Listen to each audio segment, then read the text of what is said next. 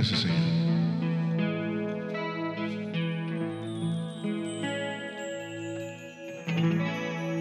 Levanto mis manos hoy a ti, rogando en tu presencia un toque especial para mí.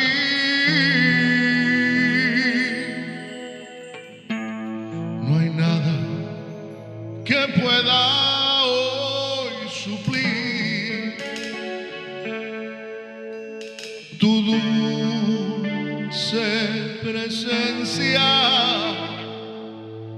que llena mi vida de ti.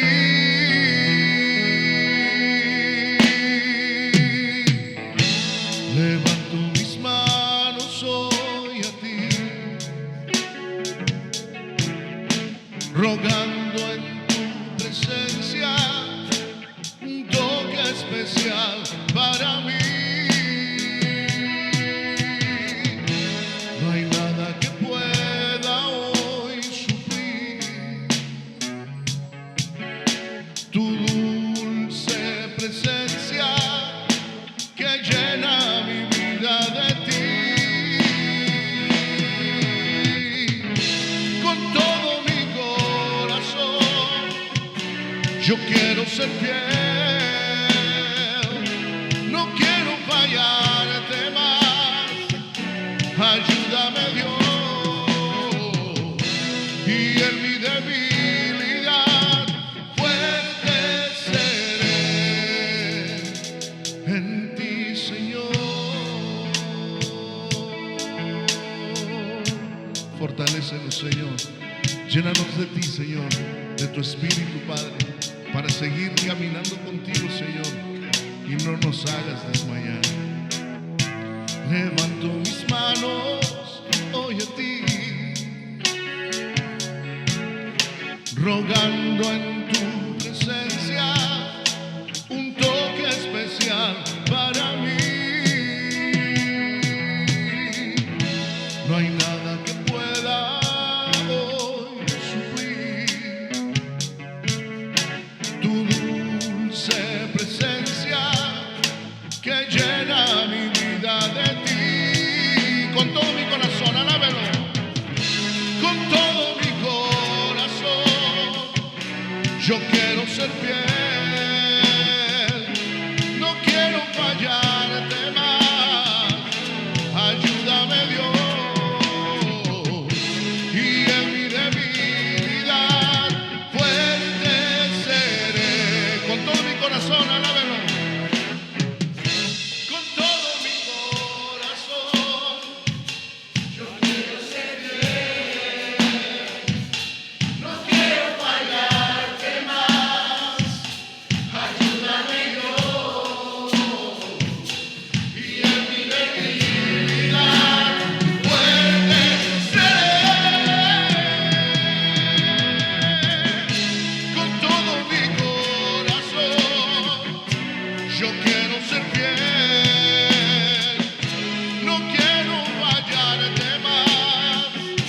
Ayúdame, Dios,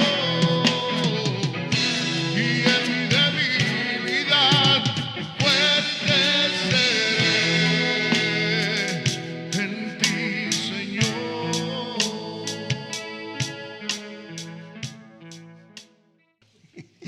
Bueno, pues la revelación del misterio, vamos a ver qué misterio es este. Un misterio, dice Pablo, que fue predestinado desde antes de la fundación del mundo. ¿Y qué características hemos visto de esta iglesia de Corinto? Bueno, pues hemos visto primero que eran creyentes, dice llamados a ser santos, iglesia de Dios. Hemos visto que tenían dones espectaculares, riquezas de la gracia de Dios, donde palabra, donde ciencia de conocimiento. O sea, ellos podían comunicar el mensaje del evangelio con precisión. Ellos tenían conocimiento, discernimiento, ¿verdad? En todas, en cómo ver a, creo que es que está revés así, a ver. Se me está rotando solo.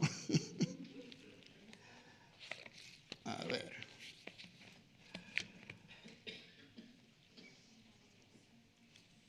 Permítame un momentito, hermanos, porque es que no. Vamos a ver si se queda ahí. Ok.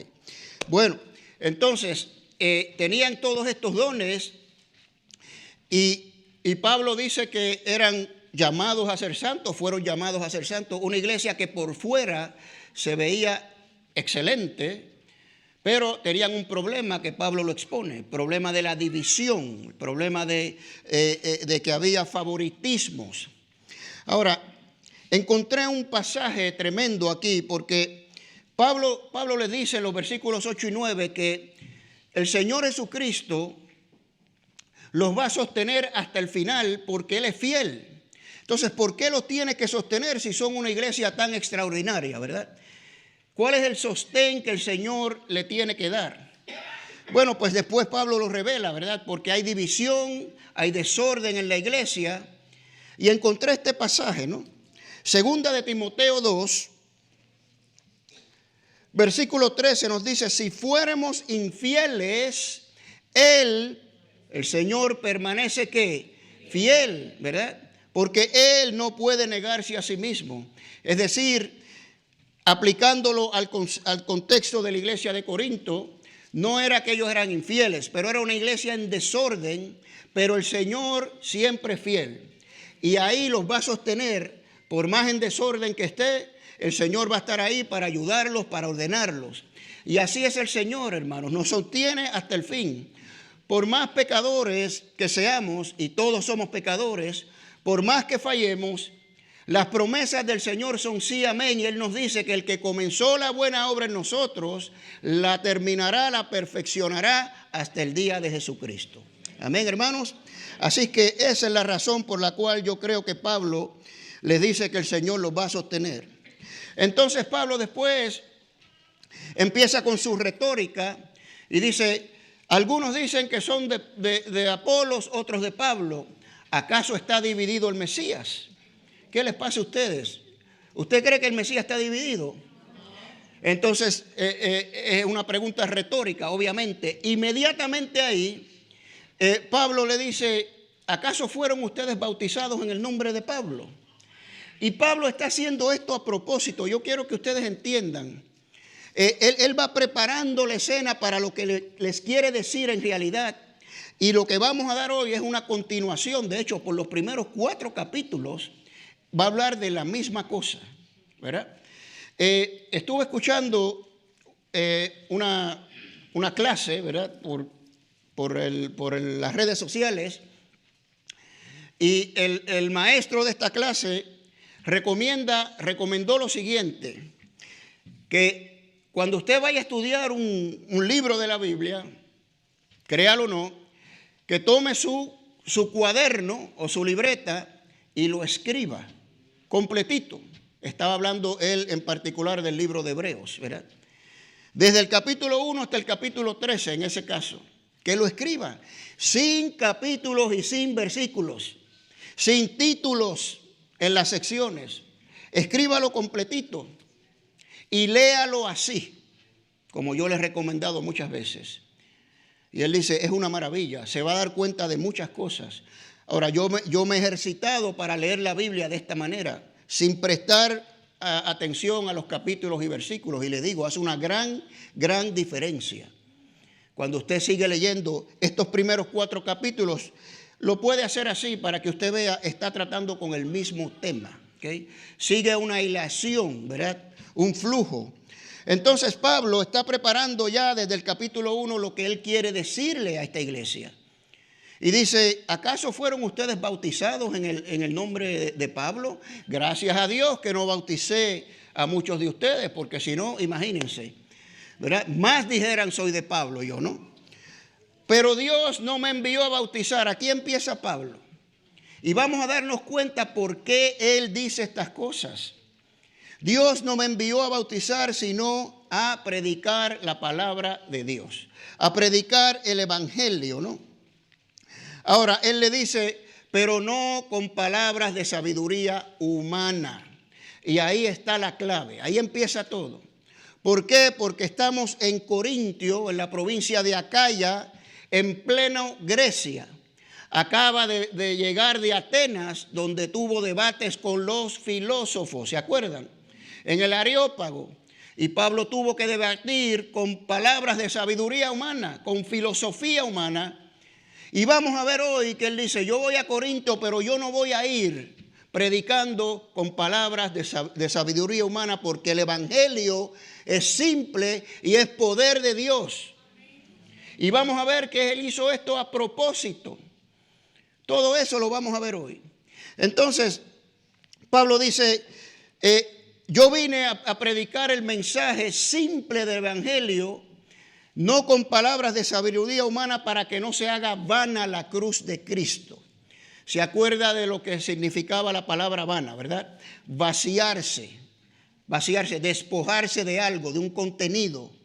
Entonces, el contexto de Pablo aquí es que el evangelio es simple, no se debe predicar con sabiduría humana, porque el evangelio entonces es privado de su mensaje en sí, es vaciado de su eficacia.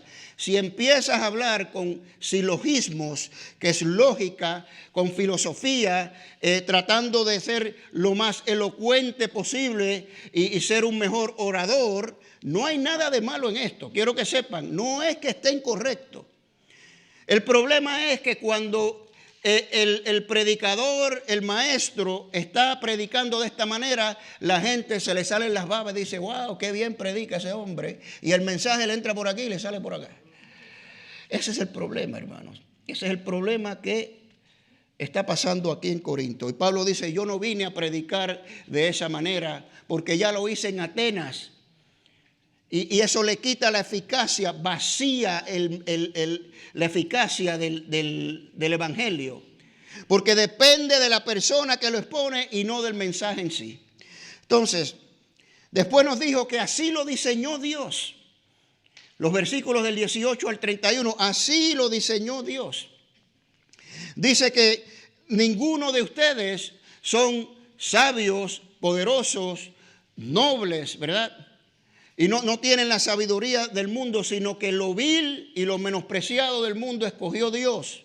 Lo que no es para avergonzar lo que es. Y Pablo está hablando de que Dios así lo diseñó desde el principio.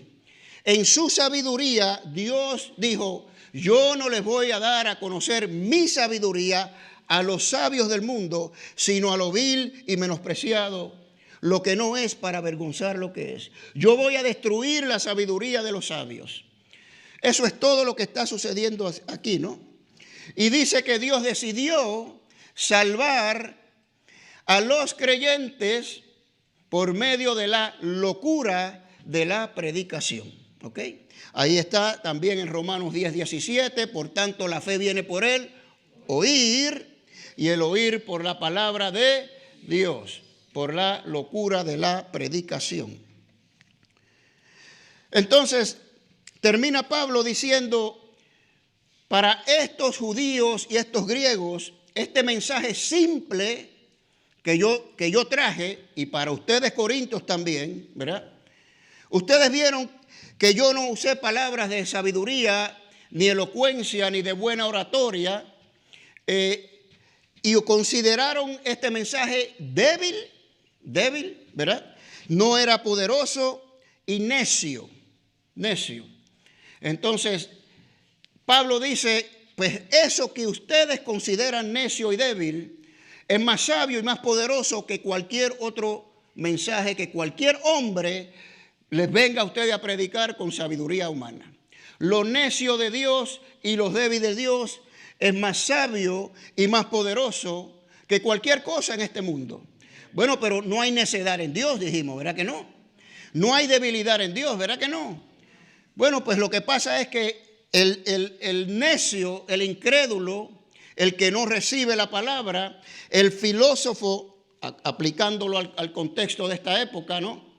Dice, ese hombre, ese mensaje es muy débil, es necedad, no tiene buena oratoria, no usa la lógica, ¿verdad? y empiezan a criticar, y eso no sirve, pero Pablo dice, sí sirve. Es más poderoso que cualquier mensaje que tú me vengas a dar a mí. Es más sabio que cualquier mensaje que tú me vengas a dar a mí. De nuevo, el evangelio es poder de Dios y vamos a ver por qué, hermanos. Está muy claro aquí expuesto. Ahora, ¿por qué Dios lo hizo así? ¿Por qué Dios no quiso que los sabios de este mundo fueran los que llevaran su mensaje? Bueno, para que nadie se jacte delante de él, ¿verdad? Porque usted sabe que hay muchos profesores académicos, muchas personas con varios doctorados o científicos o lo que sea, ¿verdad? Y se jactan de ese conocimiento. Y delante de Dios no podemos venir así, hermanos. Entonces, Pablo dice, todo lo que nosotros somos, y da las 4 cosas, la sabiduría. Acuérdense, si usted es creyente, usted es más sabio que el más sabio de este mundo, se lo garantizo, hermano, se lo garantizo. ¿Okay? Usted está santificado, está justificado, ¿verdad? Y está redimido. Y todo eso viene de Dios, no de nosotros. ¿Para qué? Para que nadie se jacte, para que nadie se gloríe. Así que si nos vamos a gloriar y a jactar, ¿de quién nos vamos a jactar, hermanos? Del Señor. Si se va a gloriar, gloríese en el Señor, no en su propia sabiduría humana, ¿verdad? Ahí hay un proverbio por ahí que dice eso, se lo doy de tarea para que lo busque. Bueno, entonces sigue la hilación, los primeros 5 versículos del capítulo 2, ¿verdad?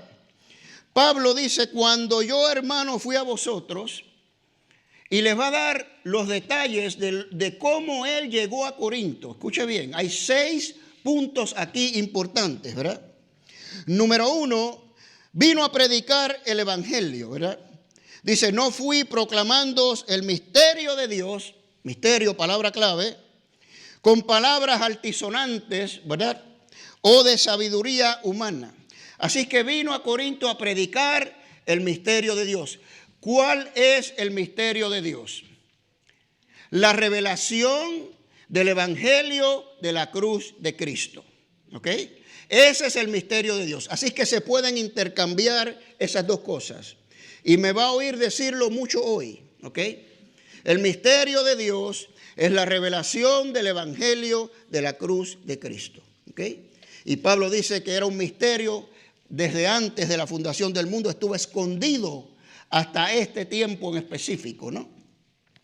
Pues él fue ahí a predicar ese misterio, ¿no? A proclamarlo. Ahora, número 2, también en el versículo 1, no lo proclamó con palabras de sabiduría humana. Ahí ya vamos viendo cómo Pablo va preparando todo lo que le tiene que decir. ¿Ok? Número 3, en el versículo 2, solo predicó a Cristo y a este crucificado. Ahí está. Simpleza en el evangelio. Yo vine a ustedes a predicar este misterio con simpleza. Ahí podemos ver, vengo de Atenas, de debatir con filósofos, y me doy cuenta que es una pérdida de tiempo. Una pérdida de tiempo si el evangelio es simple y sencillo. Así que yo vine a ustedes simplemente a predicar a Cristo y a este crucificado, ¿no? No llegó a ellos como filósofo ni hombre de sabiduría humana, sino como testigo de Cristo Jesús. Ahora, mire qué tremendo aquí en el versículo 2. Dice, pues no me propuse, palabra clave, no me propuse no saber entre nosotros cosa alguna sino a Jesucristo y a este crucificado, ¿verdad? Ahora, él lo hizo a propósito. ¿Usted cree que Pablo no tenía conocimiento, hermanos? Si es fariseo de fariseos, de la gran escuela de Gamaliel, ¿se acuerdan en el libro de Hechos? Ese hombre se sabía la Torá, yo creo que de memoria. Y él pudo haber utilizado palabras de sabiduría humana. Pudo haber sido el orador. Pudo haber sido esa persona con filosofía, ¿verdad? Para tratar de convencer, pero él dice, no, Señor. Porque yo no quiero que se fijen en mí, ni en mi elocuencia, ni en mi lógica. Yo quiero que oigan el mensaje, lo interioricen. Y yo voy a dejar, como vamos a ver aquí más tarde, que el Espíritu Santo haga su trabajo. Esa es la clave de todo esto, hermanos. Lo hizo a propósito, no desplegando su sabiduría humana, ¿no? La escondió adrede.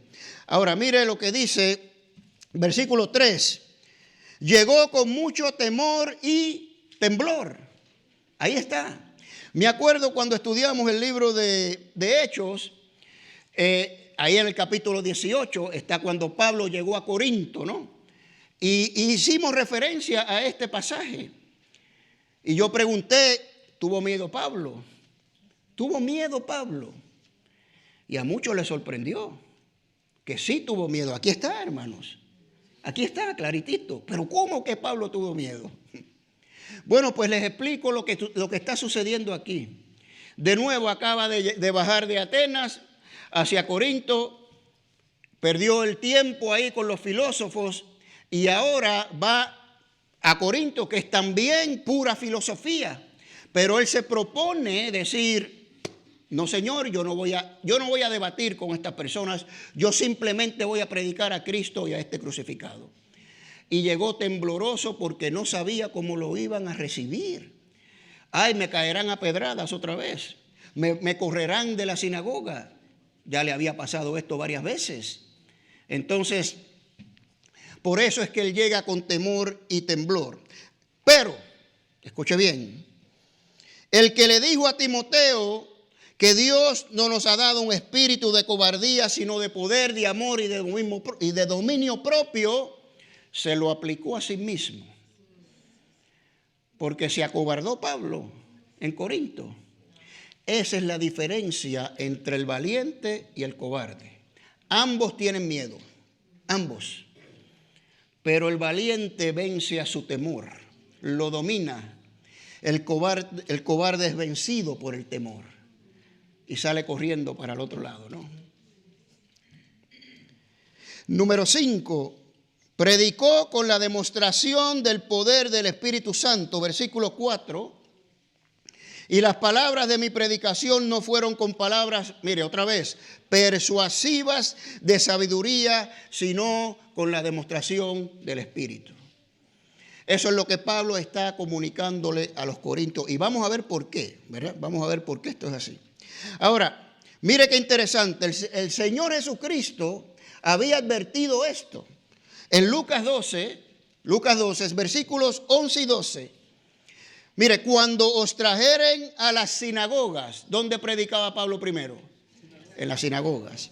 Y ante los magistrados y autoridades. ¿No predicó Pablo ante magistrados y autoridades? ¿Se acuerdan? Festo, Félix, Agripa, ¿verdad? Gobernantes, reyes, ¿verdad? Dice, no os preocupéis por cómo o qué habréis de responder o qué habréis de decir, porque el Espíritu Santo os enseñará en la misma hora lo que debéis decir. Esto es lo que está aplicando Pablo aquí, hermanos. Y nosotros lo debemos aplicar también. Escúcheme bien lo que le voy a decir. Cuando usted le hable de Cristo a una persona, no se intimide por quién es esa persona. Puede ser su patrón en el trabajo, puede ser un académico erudito de yo no sé dónde, una persona con doctorados y mucha academia. Pero usted va a predicar a Cristo y este crucificado simplemente y va a dejar que el Espíritu haga lo que tenga que hacer. Porque nosotros no influenciamos a nadie, hermanos. Es el Espíritu. Lo vamos a ver aquí claramente. No se preocupe, no tenga miedo. No importa quién sea, mantenga el mensaje simple y sencillo.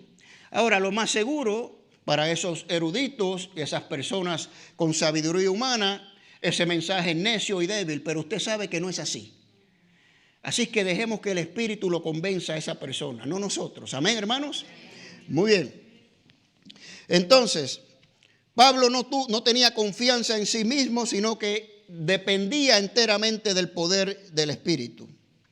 Su elocuencia, su don de persuasión fueron puestos a un lado aquí en Corinto para llevar esta palabra simple y sencilla, ¿verdad? Hermanos, no podemos predicar el evangelio recitando versículos por todos lados. Yo he oído pues predicaciones o personas, no, porque está el versículo, está el pasaje, uno detrás del otro, y uno dice, wow, qué mucho sabe ese hombre de la Biblia, sabe de la palabra. Pues mira, el conocimiento envanece, dice la palabra, pero el amor edifica. Entonces uno se queda embobado viendo, esa persona es tremendo expositor, se sabe la Biblia de memoria. ¿Y el mensaje que dijo? ¿Dónde quedó? ¿Usted lo escuchó? ¿O estuvo pendiente a todas estas maravillas? No podemos venir así. No podemos venir con el objetivo de ganar un debate, de persuadir. Eso le toca al Espíritu Santo, ¿verdad? Ni tampoco podemos venir a juzgar con legalismos a las personas. No podemos predicar el evangelio, porque eso también le quita eficacia al mensaje, ¿verdad? Número 6. Pablo termina aquí. Bueno, ya él dijo que toda sabiduría humana, ¿verdad? Él no empleó su sabiduría humana, ¿verdad? La echó a un lado. ¿Por qué? Porque la fe debe descansar en el testimonio de Dios y no en las razones de los hombres. Aquí está en el versículo 5. Para que vuestra fe no esté en sabiduría humana, sino en el poder de Dios. Porque el evangelio es poder de Dios. Entonces, ahí esos son los 6 puntos que Pablo les explica y les aclara a ellos. Cuando yo llegué a Corintio, así llegué. Y les explica por qué, ¿no? Ahora, esto está entrelazado con el problema de divisiones. Se lo voy a demostrar, ¿verdad?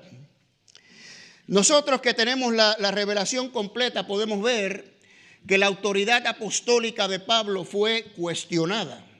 Fuertemente, ¿verdad? En 2 de Corintios capítulo 11, aquí mismo en Corinto. Y Pablo tiene que defender su apostolado. ¿Por qué? Porque lo acusaron de ser un mal orador, de venir con un mensaje simple, sencillo, ¿verdad? Bueno, y en base a qué ellos hacían esta comparación. Bueno, primeramente porque los corintios, a pesar, escuche bien, de tener este don de conocimiento, conocían la palabra, pero ellos, el que le viniera a dar el mensaje, no estaban pendientes al mensaje, sino a la persona. Cuán bien lo exponía, ¿verdad? Qué palabras utilizaba y la lógica y la sabiduría humana. Entonces podemos tener el don, hermanos, y no saber usarlo. ¿Ok? Ese es el problema de los corintios. Entonces, lo otro que podemos ver en la Escritura en cuanto a esto, vamos a Hechos 18, versículo 24. Mire qué interesante. Llegó entonces a Éfeso, no a Corinto, un judío llamado ¿qué? Apolos. Yo soy de Apolos, ¿se acuerdan? Natural de Alejandría, varón ¿qué? Mire lo que dice ahí, elocuente y poderoso. Este hombre sí era buen orador, ¿verdad? Y después en Hechos 18, 27 y 28, dice, y queriendo él, Apolos, pasar a Acaya, Acaya es la provincia, Corinto la capital de Acaya, en pleno Grecia, ¿verdad? Los hermanos de Éfeso, en este caso, le animaron y escribieron a los discípulos de ¿qué? De Corinto, que le recibiesen. Y llegado él allá fue de gran provecho a los que por gracia habían creído, porque con gran vehemencia refutaba públicamente a los judíos, demostrando por las Escrituras que Jesús era el Cristo. Ahí está el problema. Lo que hizo Apolo no estuvo mal, fue fantástico. El problema es de los corintios, que dijeron, este predica mejor que Pablo. Por eso decían, yo soy de Apolos y yo soy de Pablo. ¿Entienden ahora, verdad? El mensaje de Pablo fue muy simple, pero este es espectacular, ¿verdad? Y ponían los ojos en Apolos, ¿verdad? Ahora les pregunto a ustedes, ¿quién ganó más almas para Cristo? ¿Pablo o Apolos? ¿Quién usted cree? Yo no veo ningún libro escrito por Apolos aquí en la Escritura. Pero veo 2/3 partes de la palabra de Dios en el Nuevo Testamento escrita por Pablo, el que predicó el mensaje simple. No quiero poner a Apolos contra Pablo, no es la intención y no debemos hacerlo. De hecho, precisamente es el punto de Pablo, ¿verdad? Pero el asunto es, no debemos estar mirando al hombre, hermanos. No debemos estar mirando al hombre que da el mensaje, ¿verdad? No debemos estar mirando al predicador, sino al mensaje. Tenemos que estar escuchando el mensaje del predicador, ¿no? Entonces, hasta aquí presentó ya la primera causa de la división. Se las voy a resumir. El desconocimiento o la ignorancia de la simpleza del evangelio. Estas personas tenían don de palabra, don de conocimiento, pero no sabían, desconocían que el evangelio era simple, que no se tenía que predicar con sabiduría humana. Esa fue la primera causa de la división. Vino Apolos, se impresionaron con Apolos. Pues yo me voy con este mejor, ¿verdad? Bueno, después en el versículo 6, Pablo dice que la sabiduría con la que cual Pablo habló, la describe, la sabiduría de Dios y no de los hombres.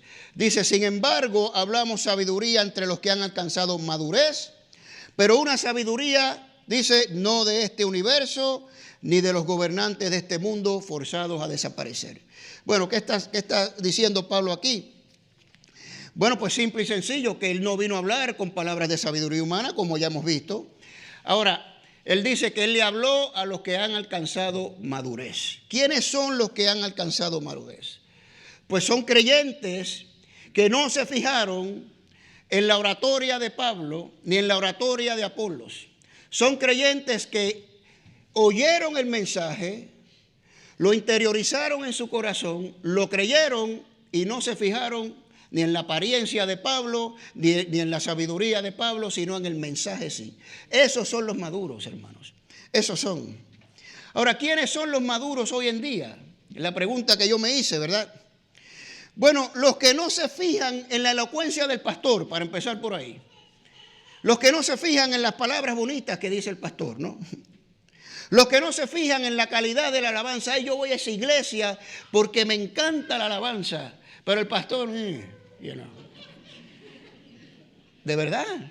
¿Para eso usted viene a esta iglesia? No sé, ¿verdad? A lo mejor Rubén tiene algo que decir. O yo voy a esa iglesia porque hay, ese show que hacen, usted lo ha visto, los shows de las luces y los láseres y sale humo por el ¿usted lo ha visto eso? Eso es un desorden, hermanos. ¡Wow! Y todo el mundo está brincando y saltando, ¿verdad? Pues si usted va a la iglesia por esa razón es un inmaduro. Porque a la iglesia se viene a escuchar el mensaje. A la iglesia se viene a alabar a Dios en espíritu y en verdad, ¿no? Y a escuchar el mensaje, ¿para qué? Para masticarlo, digerirlo, interiorizarlo y ponerlo en práctica. ¿Verdad? Para eso usted viene a la iglesia, ¿no? Los que simplemente tienen hambre por la palabra de Dios. Estuvimos en Las Vegas, como dije al principio, y el pastor Sierra, como parte de su mensaje, dijo algo así, ¿verdad? No me acuerdo exactamente las palabras, pero usted sabe que él es muy famoso, ¿no? Famosísimo, y la gente viene a verlo y se quieren tomar fotos con él y todas estas cosas. Y él dice, si usted vino aquí y pagó su dinero para comerse un buen plato de comida y verme a mí, pues ya está, aquí estoy. Eso es todo, querido. Le dice así, eso es todo, querido. Ya me vio, ya se puede ir. Precisamente, hermanos. Pero después dice, pero si usted vino aquí porque tiene hambre de la palabra de Dios, entonces sí, el dinero que gastó valió la pena. Y así es, hermanos, así es, ¿verdad? Versículo 7 dice, mas hablamos sabiduría de Dios en misterio. Ahí está. Sabiduría de Dios. De nuevo, ¿cuál es la sabiduría de Dios? Es revelada en el Evangelio de la cruz de Cristo. Sabiduría de Dios, el Evangelio de la cruz de Cristo, la misma cosa. ¿Ok? La sabiduría oculta Dice Pablo aquí en el versículo 7, ¿no? Ahora dice que Dios la escondió desde antes de la fundación del mundo. Dice que fue predestinada. Predestinada. A veces las personas se vuelven todo un rollo. Bueno, ¿qué es esto de predestinación, verdad? Bueno, es que antes, destino, destinada es un destino. Le fijó un destino a esa sabiduría. ¿Y qué significa esto? Bueno, cuando vino el cumplimiento del tiempo, Él reveló su sabiduría.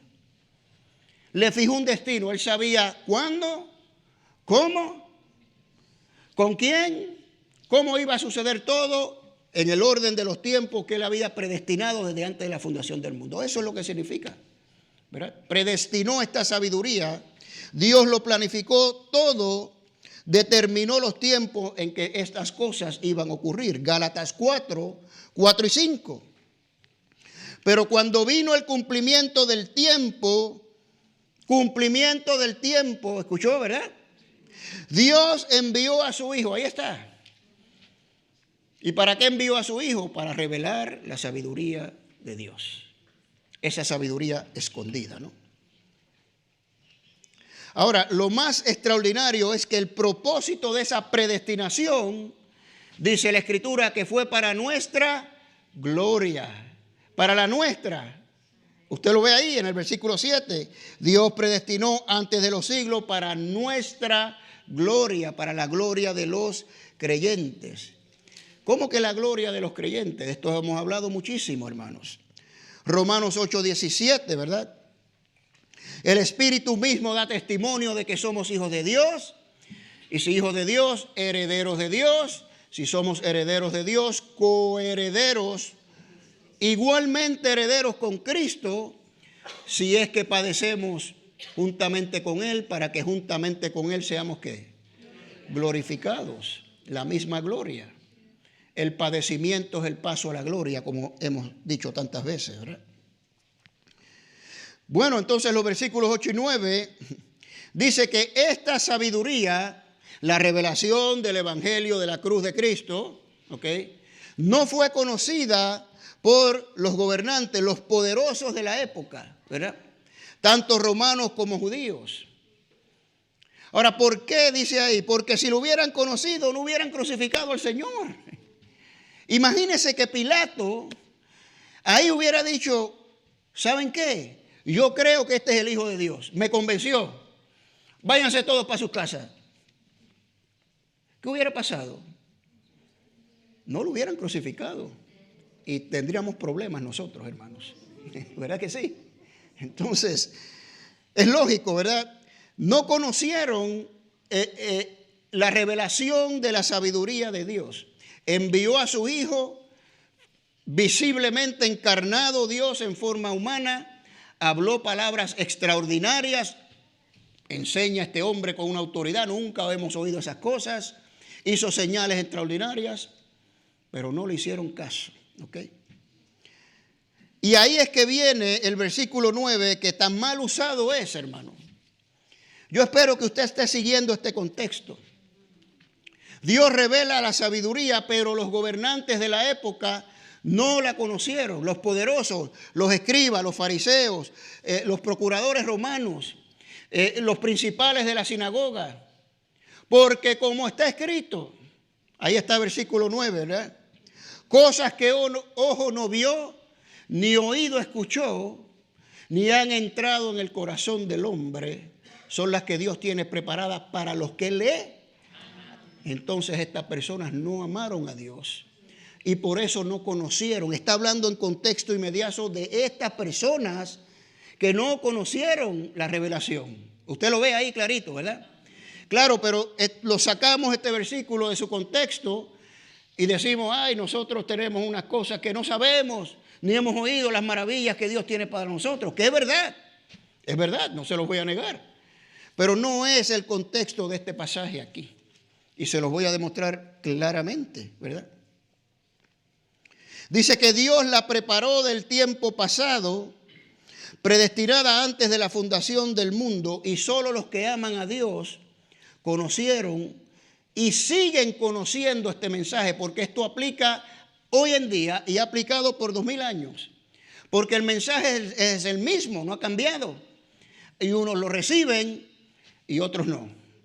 Ahora les voy a demostrar, mire qué extraordinario. Aquí la escritura es hermosa y maravillosa, hermanos. Bueno, esta escritura que él cita son varias, pero la principal está en Isaías 64:4, ¿verdad? Ahora, vamos a hacer una comparación con otra profecía citada abundantemente en el Nuevo Testamento, Isaías 6, que le hemos dado tantas veces, ¿verdad? Tantas veces esa profecía de Isaías 6. Así que vamos a comparar esto para que usted vea aquí lo extraordinario de la Escritura. Cosas que ojo no vio, lo tenemos aquí. Isaías 6, tienen ojos y no ven. Tienen ojos y no ven. Ni oído escuchó. Isaías 6, y oídos y no oyen. ¿Usted ve? ¿Y a quién aplica la profecía de Isaías 6? Pues a los mismos, a los que no reconocieron a Jesucristo. El Señor se los dice en su misma cara, ¿verdad? ¿Por qué hablas en parábolas? Le cita esta profecía de Isaías 6. Ahora mire la tercera, la más extraordinaria de todas, ¿verdad? Dice aquí, ni han entrado en el corazón del hombre. ¿Y qué dice Isaías 6? No oyen porque el corazón de este pueblo se ha engrosado. Ahí está, hermanos. ¿Por qué vieron con sus ojos? No le hicieron caso al Señor. Vieron las señales. No les dijo el Señor, aunque no crean mi palabra, créanme las señales por las señales que hago. No. ¿Escucharon sus palabras? No. ¿Por qué? Porque su corazón está duro. Duro. Y esto sigue persistiendo hasta el día de hoy. Hasta el mismo día de hoy, ¿verdad? Ahora, mire lo que dice versículos 10 al 12. Aquí nos dice que Dios ya reveló esto. No es una cosa del futuro. Lo dice aquí en versículo 10. Pero Dios nos la reveló por medio del Espíritu. ¿Qué nos reveló? Cosas que ojo no vio, ni oído escuchó. Dios nos las reveló a nosotros. ¿Me siguen, verdad? Está ahí bien claro, hermanos. ¿Ok? Entonces, ¿por medio de quién? Del Espíritu. ¿Quiénes tienen el Espíritu? Los creyentes. Claro, cuando usted recibe el Evangelio, cuando usted cree en el mensaje, el Espíritu, ¡puf!, le quita el velo, le abre los ojos, le da entendimiento. Usted dice amén, aleluya, gloria a Dios, lo entendí. Entrego mi vida al Señor Jesucristo. ¿Okay? Entonces lo reveló a los creyentes. Fueron los que vieron, los que oyeron, y sus corazones no estaban duros. Lo interiorizaron en sus corazones. Y así seguirá sucediendo hasta el fin de los tiempos, hermanos, ¿verdad? Ahora después dice, porque el Espíritu todo lo escudriña, aún lo profundo de Dios. Nos la reveló por el Espíritu. ¿Por qué? Porque el Espíritu todo lo escudriña, aún lo profundo de Dios. Yo quiero que usted vea las dos personas de la Trinidad aquí. Aquí está clarito. El Espíritu todo lo escudriña. El Espíritu entonces no puede ser una fuerza, ¿verdad que no? Porque si escudriña no es fuerza, ¿no? ¿Y escudriña qué? ¿Lo profundo de quién? De Dios, el Espíritu y Dios. Ahí hay dos personas de la Trinidad clarita en la palabra, ¿ok? Claritita, ¿no? Ahora después dice, hace una comparación en el versículo 11, ¿quién conoce lo íntimo del hombre? O sea, va a ser una comparación del Espíritu que escudriña lo profundo de Dios. Y dice, nosotros los hombres nos conocemos mejor a nosotros que cualquier otra persona terrestre, porque Dios nos conoce mejor a nosotros que a nosotros mismos, créanme, ¿verdad? Pero nosotros somos los mejores que nos conocemos, ¿verdad? No me importa la persona que dice, ay, yo te conozco como si tuviera parido, dicen algunas mujeres por ahí, ¿verdad? Ay, a ese lo conozco yo también como la palma de mi mano. Bueno, conocerá muchas cosas de la persona, pero yo le garantizo que esa persona tiene en su profundo interior muchas cosas que usted no conoce. Muchas cosas. Entonces Pablo dice, asimismo como el hombre se conoce a sí mismo profundamente, el Espíritu Santo conoce a Dios profundamente y viene y nos revela estas cosas. Pero lo maravilloso del asunto, hermanos, está en el versículo 12. Ese Espíritu que conoce lo profundo de Dios está en nosotros. Está en nosotros. ¿Usted lo cree, hermanos? Pues créalo, porque es así, ¿verdad? Dios nos ha dado su Espíritu para que more en nosotros. Él es el que nos instruye, nos enseña, nos recuerda todas las cosas. Nos dice ahí en el Evangelio de Juan. Nos transforma, dice la Escritura en Romanos, que intercede por nosotros con gemidos indecibles. De acuerdo siempre a la voluntad de Dios. Porque muchas veces no sabemos cómo orar, dice Pablo en Romanos 8. Bueno, ¿qué significa esto? Que estamos orando por los motivos incorrectos, no estamos orando de acuerdo a la voluntad de Dios. Y el Espíritu que conoce la voluntad de Dios ora por nosotros y dice, Padre, hazle ver a Kenny que está orando incorrectamente. Esa no es tu voluntad para él. Yo intercedo por él, Padre, para que le abran los ojos. Y muchas veces sí me ha pasado, hermano. ¿Verdad? Es el Espíritu de Dios morando en nosotros. Qué maravilla, ¿verdad? Ese Espíritu conoce todo lo profundo de Dios. Ay, Kenny, pero es que yo no siento nada. Es que no se trata de sentir, hermanos. Ese es el problema, que buscamos emociones y sentimientos. Les voy a decir algo. Los que me conocen bien, no tan bien como yo mismo,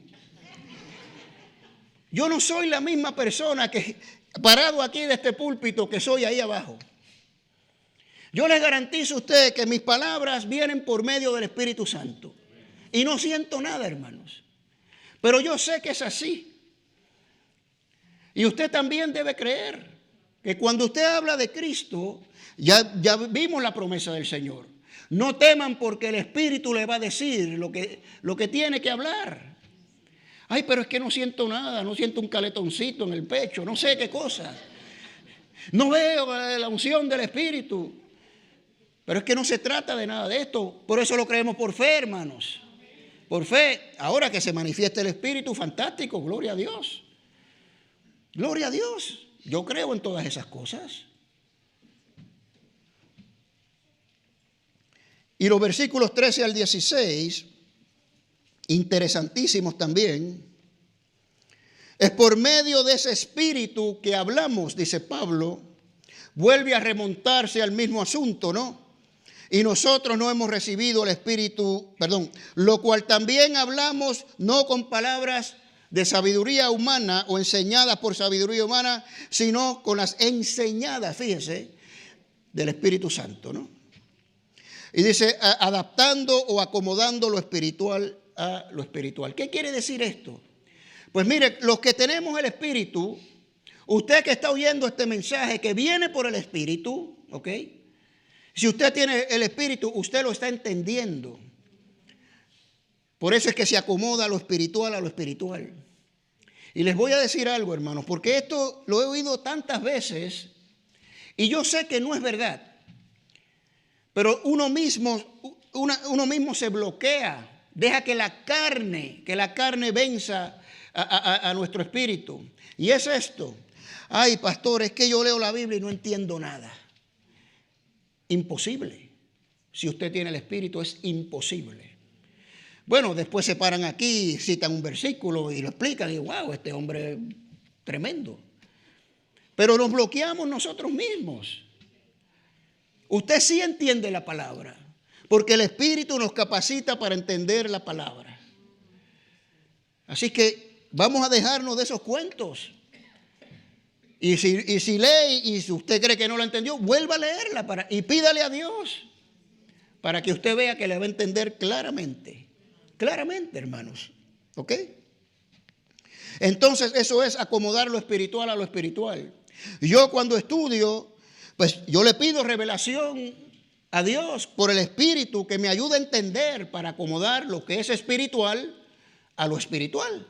Interpretando para interpretarlo correctamente, básicamente, ¿no? Entonces dice que el hombre natural, hace un contraste con el espiritual, dice que no puede entender, porque estas cosas se tienen que discernir espiritualmente. No hay otra manera, hermanos, no hay otra manera. El que no tiene el espíritu no entiende. Ahora le voy a explicar lo que eso significa en un minutito aquí, ¿ok?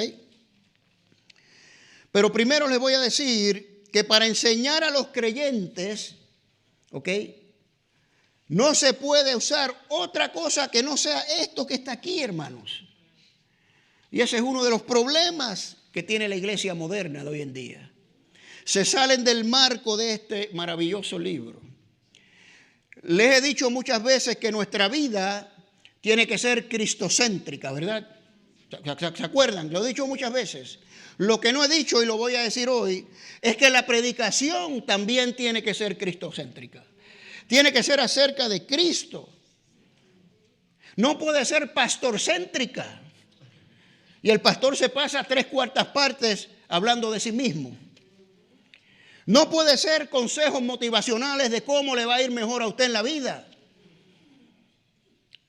Y están así por las iglesias llenas predicando este tipo de mensajes.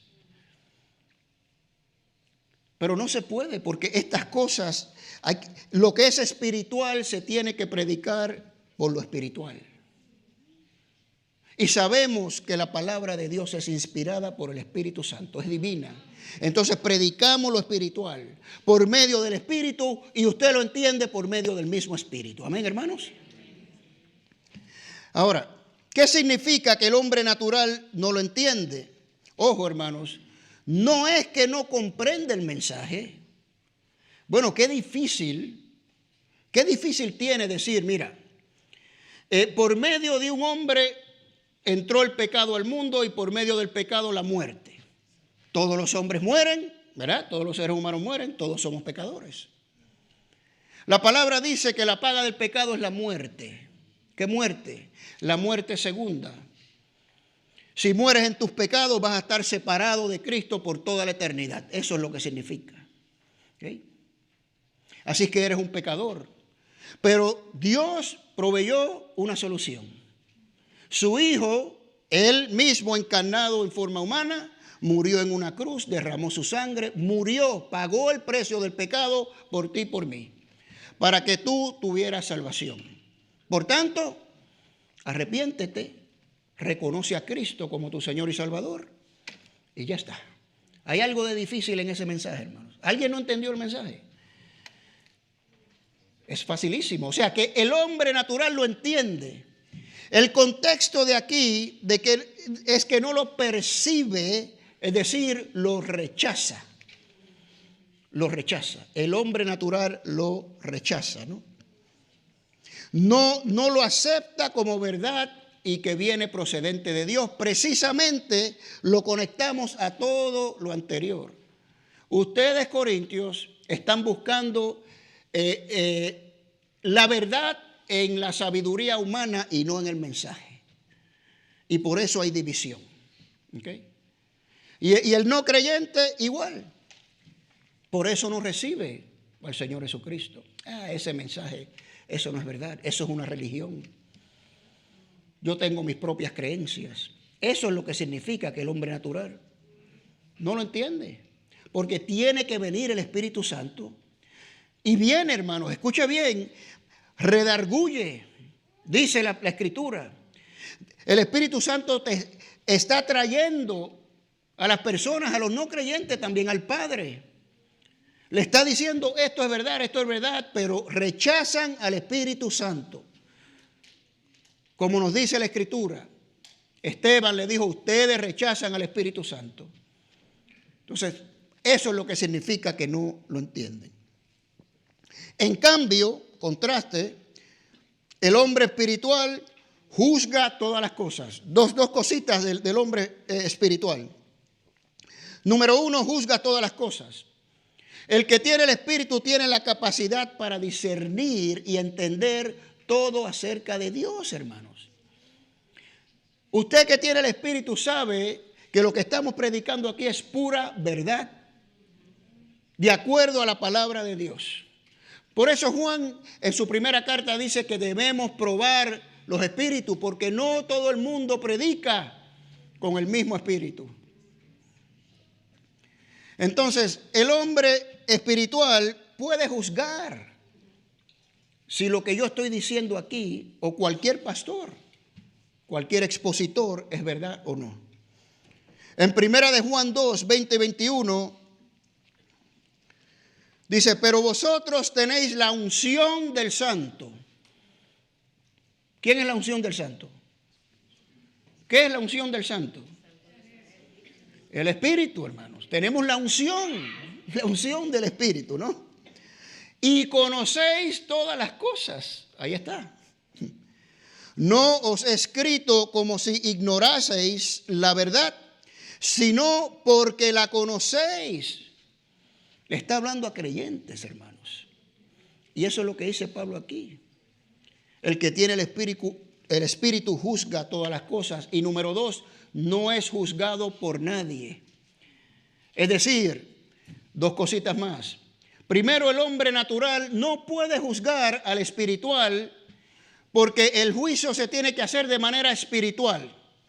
Podemos juzgar acciones visibles, mira, eso que hiciste está mal o lo que fuera, o esta palabra que dijiste no la debiste haber dicho.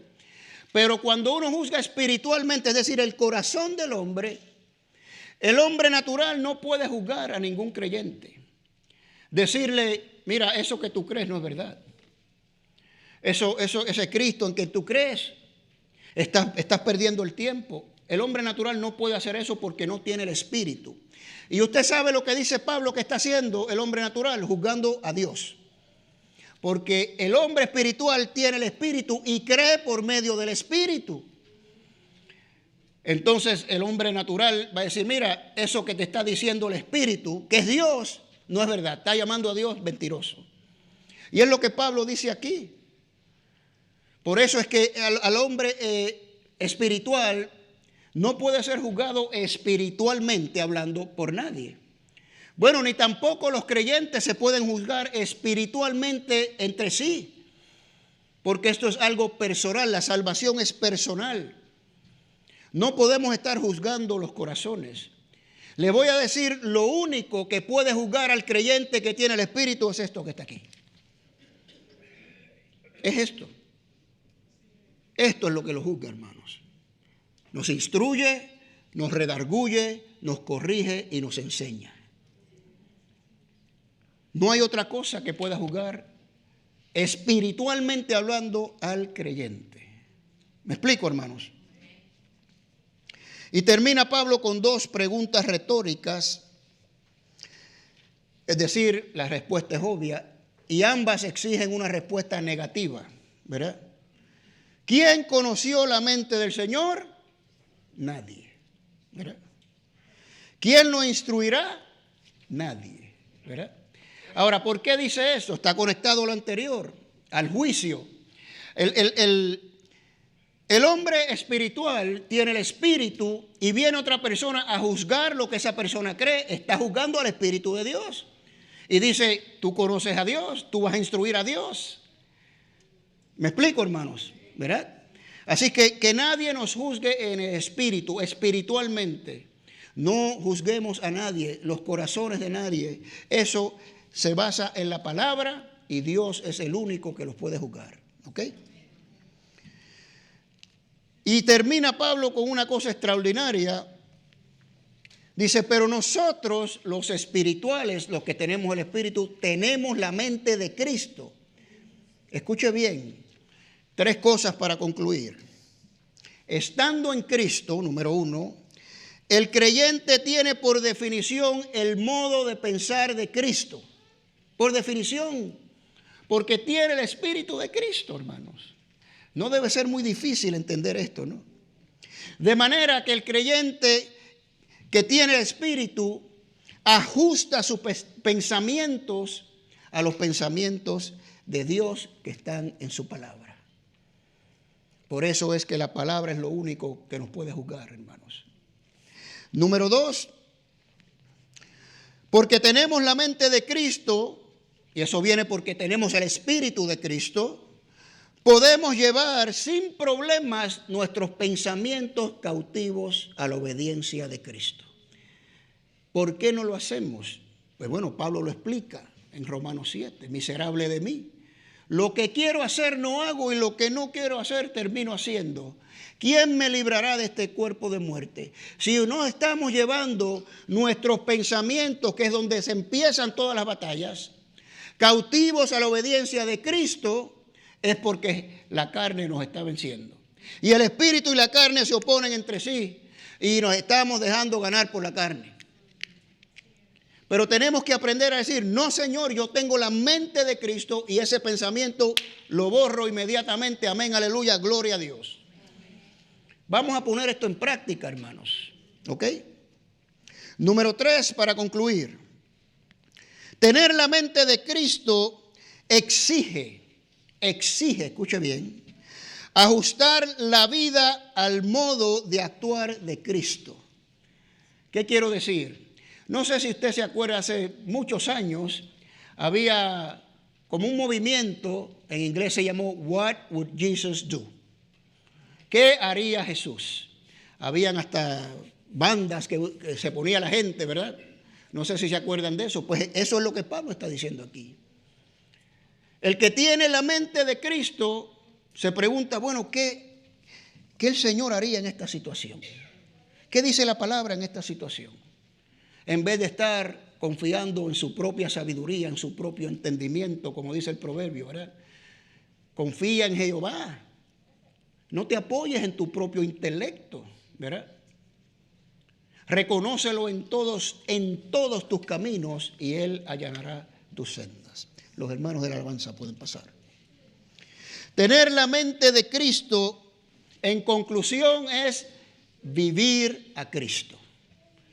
Vivir a Cristo, no escuché ni un amén, pero así es.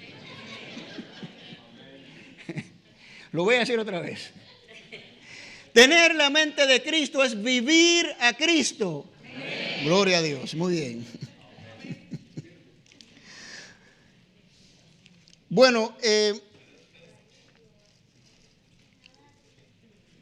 hay un par de cositas que quiero exponer aquí al final. Hemos visto dos razones por las cuales ocurren divisiones. Y esto aplica hoy en día como aplicó en esa época. Número 1, la ignorancia de la simpleza del Evangelio. Mire, usted sabe que yo invito a pastores aquí. ¿Cuántos pastores no han venido aquí?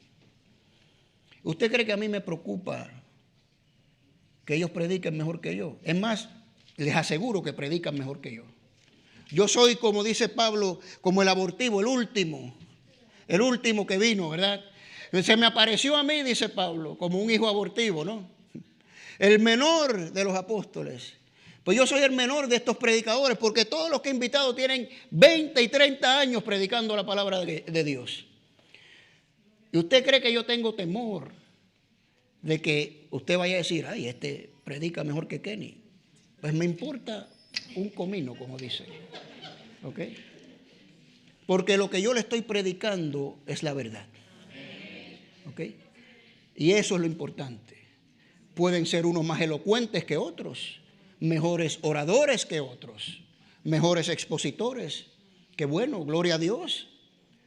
Pero el mensaje es lo que cuenta, hermanos. ¿Ok? Número 2, causa de división, ignorancia sobre el ministerio del Espíritu Santo. Pablo lo dice claramente, yo les expliqué simplemente, porque eso fue lo que el Espíritu me dijo que hiciera. Ese es ministerio del Espíritu Santo. Y todo lo que sale de mi boca, de aquí desde el púlpito, es por medio del Espíritu Santo. Es ministerio del Espíritu Santo. Las divisiones entre los creyentes que afectan a la iglesia obedecen a una falta de discernimiento espiritual. Por eso dicen, ay, ese predica bonito, pero aquel,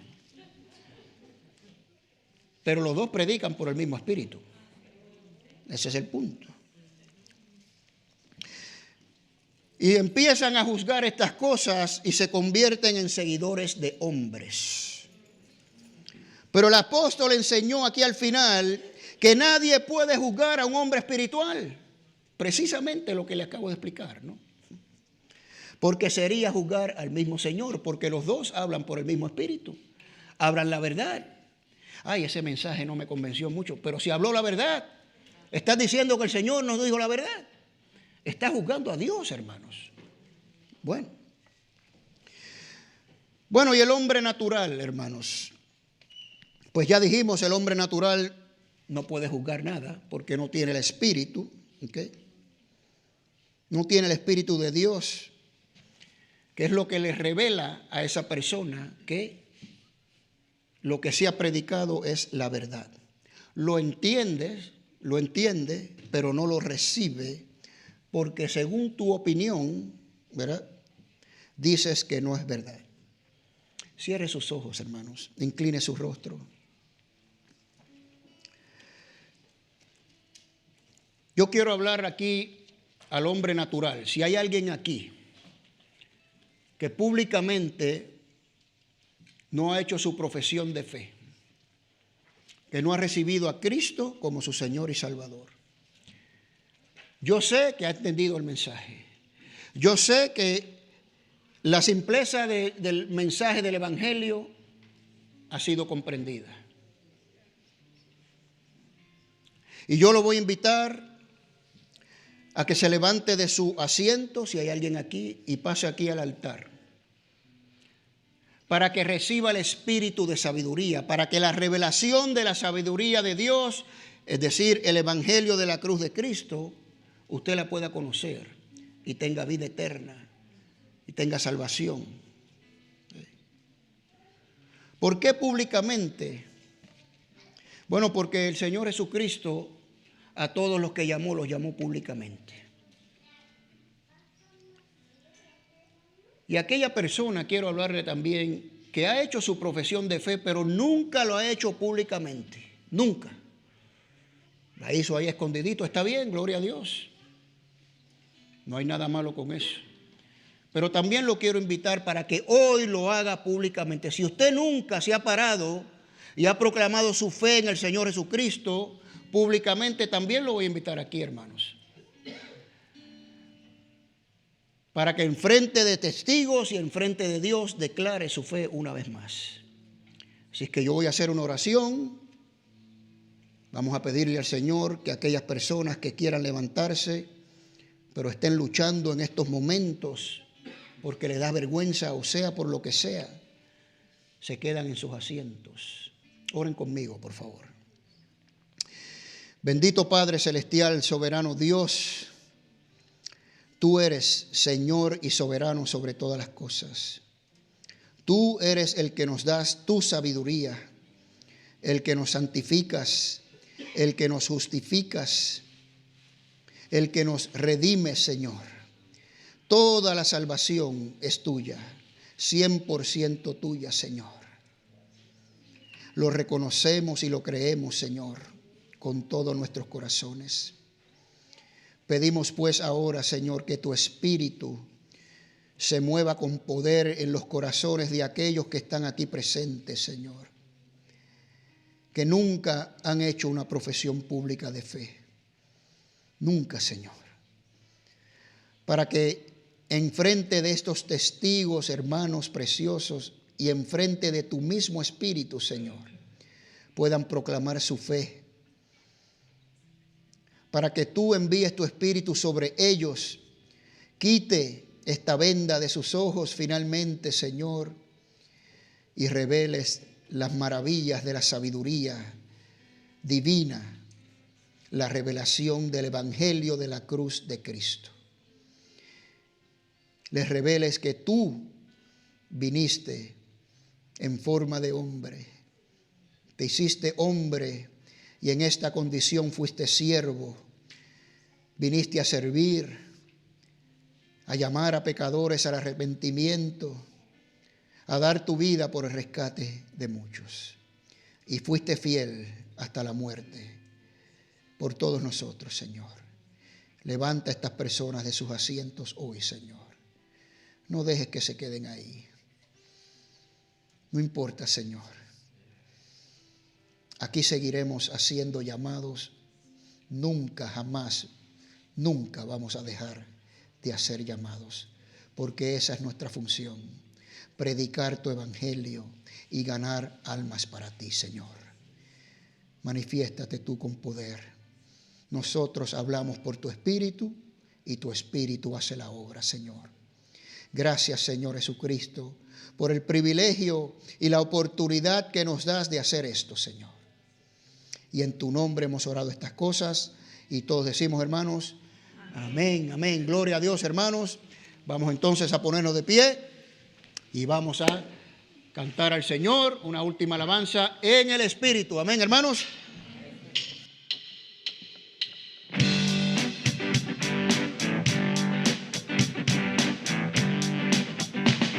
Victoria, la victoria mía es. Victoria, la victoria mía es. Si mantengo mi paz, Él pelea la batalla. Victoria, la victoria mía es. Alábelo. Victoria, la victoria mía es. Victoria, la victoria mía es. Si mantengo mi paz, Él pelea la batalla. Victoria, la victoria mía es. Sol, detente en Gabaón, y tu luna en Acalón. El sol se paró cuando Josué oró, porque Josué obedeció. Victoria, la victoria mía es. Victoria, la victoria mía es. Si mantengo mi paz, Él pelea la batalla. Victoria, la victoria mía es. Victoria. Victoria, la victoria mía es.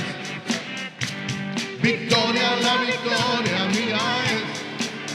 Si mantengo mi paz, Él pelea la batalla.